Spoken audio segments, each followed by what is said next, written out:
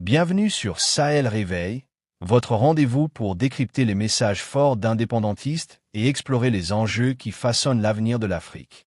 Aujourd'hui, nous analysons un extrait brûlant de l'un des discours du président Ibrahim Traoré, où il interpelle directement les chefs d'État africains, les accusant d'être des marionnettes des impérialistes.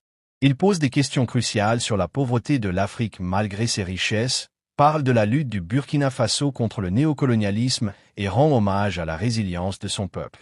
Cet extrait est un appel vibrant à l'émancipation et à l'action. Préparez-vous, on plonge dans une analyse profonde et percutante. Commençons par écouter Traoré lui-même. Voici l'extrait de son discours. Il faut que nous, chefs d'État africains, nous arrêtons de nous comporter donc en marionnettes qui dansent à chaque fois que les impérialistes tirent sur les ficelles. Les questions que mes générations se posent sont les suivantes, si je peux me résumer, c'est de ne pas comprendre comment l'Afrique, avec tant de richesses sur notre sol, avec une nature généreuse, de l'eau, du soleil en abondance, l'Afrique est aujourd'hui le continent le plus pauvre. L'Afrique est un continent affamé. Et comment se fait-il que les chefs d'État traversent donc le monde à mendier? Voici des questions que nous nous posons et que nous n'avons pas de réponse jusque-là.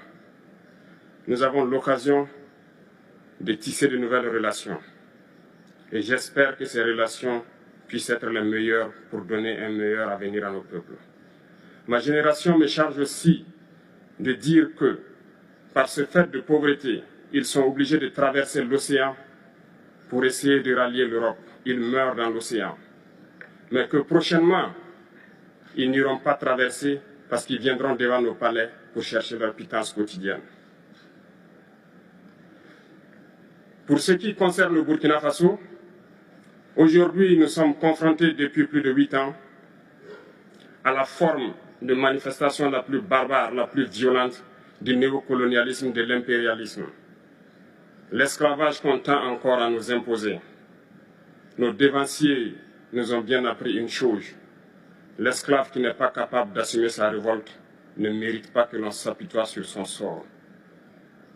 Nous ne nous apitoyons pas sur nos sorts, on ne demande pas que quelqu'un s'apitoie sur notre sort. Le peuple burkinabé a décidé de lutter contre l'île terroriste en mesure de relancer son développement. Dans cette lutte, des vaillants peuples, des vaillantes populations se sont engagées à prendre les armes face au terrorisme, ceux que nous avons affectueusement appelés les VDP, des volontaires. Nous sommes surpris de voir les impérialistes traiter ces VDP de milices et de tout type. C'est décevant, parce qu'en Europe, lorsque des peuples prennent les armes pour défendre leur patrie, on les traite de patriotes.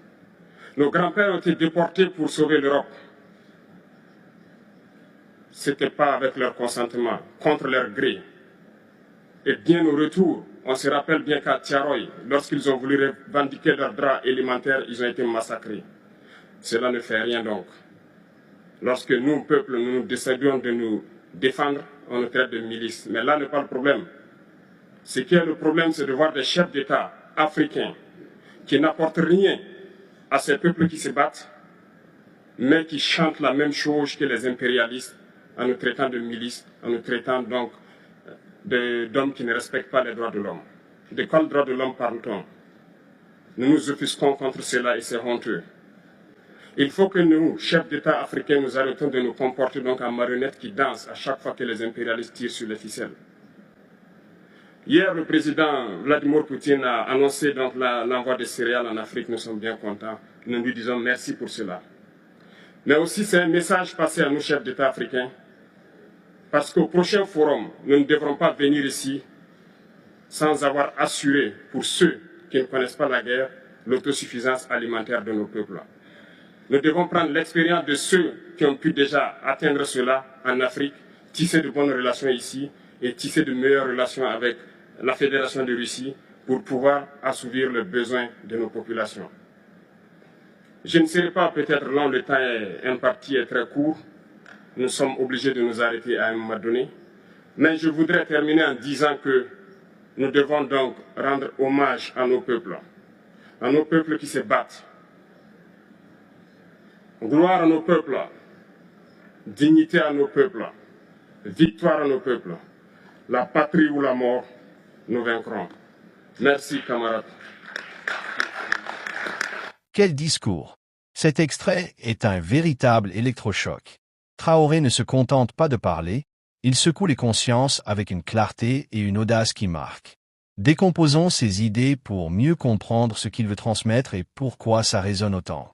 D'abord, il frappe fort dès le début en disant que les chefs d'État africains doivent arrêter de se comporter comme des marionnettes manipulées par les impérialistes. Cette image est puissante. Elle pointe du doigt une réalité historique. Trop souvent, des dirigeants africains ont suivi les directives de puissances étrangères au détriment de leur peuple. Traoré appelle à briser ces ficelles, à reprendre le contrôle. C'est une critique directe, presque un défi lancé à ses pairs, osez défendre vos nations. Ensuite, il pose une question qui hante sa génération. Comment l'Afrique, avec ses immenses richesses, minerais, terres fertiles, soleil, ou peut-elle être le continent le plus pauvre? C'est ce qu'on appelle le paradoxe de l'abondance. Nos sols regorgent de ressources, mais elles profitent souvent à des multinationales ou à des élites, laissant les populations dans la faim et la misère. Traoré ne se satisfait pas de cette situation. Il demande « Pourquoi nos États doivent-ils mendier à l'étranger ?» C'est une question qui nous pousse tous à réfléchir sur la gestion de nos richesses et sur les systèmes qui maintiennent cette dépendance. Il va encore plus loin en parlant de la jeunesse africaine. À cause de la pauvreté, beaucoup risquent leur vie en traversant l'océan pour rejoindre l'Europe, et trop souvent, ils y laissent leur vie. Mais Traoré lance un avertissement. Bientôt, ces jeunes ne partiront plus. Ils viendront frapper aux portes des palais pour exiger des solutions. C'est un message fort aux dirigeants. Si vous ne répondez pas aux besoins de votre peuple, attendez-vous à une révolte. Cette phrase donne des frissons, car elle montre que la patience de la jeunesse a ses limites. Puis, Traoré recentre son discours sur le Burkina Faso. Il parle d'une lutte acharnée, depuis plus de 8 ans, contre ce qu'il appelle la forme la plus barbare du néocolonialisme, le terrorisme. Pour lui, ce n'est pas juste une question de sécurité, mais une tentative d'imposer un nouvel esclavage. Il cite une leçon de ses ancêtres, un esclave qui n'assume pas sa révolte ne mérite pas qu'on s'apitoie sur son sort. Ce n'est pas une plainte, c'est un refus de la victimisation. Le peuple burkinabé, dit-il, a choisi de se battre, non pas pour pleurer, mais pour reprendre son destin en main. Il rend hommage aux volontaires pour la défense de la patrie, les VDP, ces citoyens qui prennent les armes pour protéger leur pays. Mais il est indigné par l'hypocrisie des impérialistes, qui qualifient ces volontaires de milices et les accusent de violation des droits humains. Traoré fait un parallèle saisissant. En Europe, ceux qui se battent pour leur patrie sont célébrés comme des patriotes. Pourquoi, alors, les Africains qui défendent leurs terres sont-ils dénigrés? Il évoque l'histoire douloureuse des tirailleurs sénégalais, déportés pour combattre pour la France pendant les guerres mondiales, sans leur consentement. Au retour, à Tiaroua en 1944, lorsqu'ils ont réclamé leurs droits, ils ont été massacrés. Ce souvenir brûlant illustre une injustice qui se répète. Ceux qui se lèvent pour leur dignité sont souvent méprisés. Ce qui choque encore plus, c'est sa critique des chefs d'État africains qui reprennent le discours des impérialistes. Il les accuse de trahir leur peuple en relayant des accusations contre les VDP, en parlant de droits humains, sans remettre en question le contexte. Traoré pose une question cinglante. De quels droits humains parle-t-on quand un peuple lutte pour sa survie? C'est une réflexion profonde qui nous pousse à nous demander si les droits humains sont appliqués équitablement, ou s'ils servent parfois d'outils pour discréditer ceux qui défient l'ordre établi. Mais Traoré ne s'arrête pas à la critique. Il propose des solutions. Il salue l'initiative de la Russie, qui a annoncé l'envoi de céréales en Afrique, mais il insiste, la charité ne suffit pas. Les chefs d'État africains doivent viser l'autosuffisance alimentaire. Il appelle à apprendre des pays africains qui ont réussi dans ce domaine et à tisser des relations solides, notamment avec la Russie, pour répondre aux besoins des populations. C'est un message pragmatique. Il ne s'agit pas de dépendre d'aides extérieures, mais de construire des partenariats équitables et de prendre nos responsabilités. Enfin, il conclut sur une note de fierté et de détermination. Il rend hommage aux peuples qui se battent, à leur dignité, à leur courage. Sa phrase finale, « La patrie ou la mort, nous vaincrons », est un cri de ralliement qui rappelle l'héritage de figures comme Thomas Sankara. C'est un appel à l'unité, à la résistance et à la victoire, non pas pour une personne, mais pour tout un peuple. Alors, qu'est-ce qu'on retient de cet extrait? Ibrahim Traoré nous met face à des vérités inconfortables. Il dénonce la soumission de certains dirigeants, le pillage des richesses africaines et l'hypocrisie internationale. Mais il nous donne aussi de l'espoir en appelant à l'autosuffisance, à la solidarité entre nations africaines et à la fierté de nos peuples. Cet extrait nous pousse à nous poser des questions cruciales. Comment transformer nos richesses en prospérité pour tous? Comment soutenir nos jeunes pour qu'ils n'aient plus à risquer leur vie en mer? Et surtout, comment faire pour que nos dirigeants cessent d'être des marionnettes? Alors, qu'est-ce qu'on retient de cet extrait? Ibrahim Traoré nous met face à un choix. Continuer à subir ou se lever pour une Afrique libre, prospère et digne. Il dénonce les marionnettes, célèbre la résistance et trace la voie vers l'autosuffisance.